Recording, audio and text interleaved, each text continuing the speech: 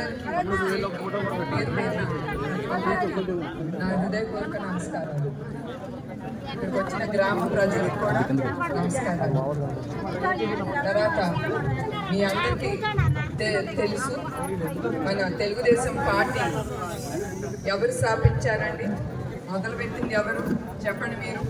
నందమూరి తారక రామారావు గారు. మన తెలుగు చెమట నుంచి పుట్టుకొచ్చింది ఈ తెలుగుదేశం పార్టీ.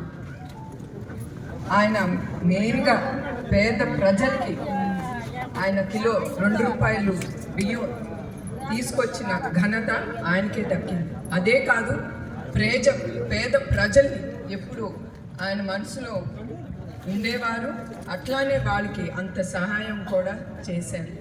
అట్లానే చంద్రబాబు నాయుడు గారు ఆ పార్టీని నందమూరి తారక రామారావు గారు ఎట్లా ముందుకు తీసుకెళ్లారో అట్లానే కూడా ఆయన తెలుగుదేశం పార్టీని, పేద ప్రజల్ని మరియు మన తెలుగుదేశం కార్యకర్తని అందరినీ ఆలోచించి ప్రతి అడుగు వేస్తున్నారు ఆయన.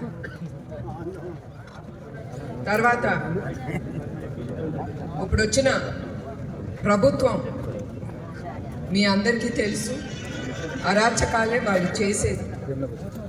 రాష్ట్రాన్ని ముందు తీసుకెళ్దామని ఆలోచనే లేదు.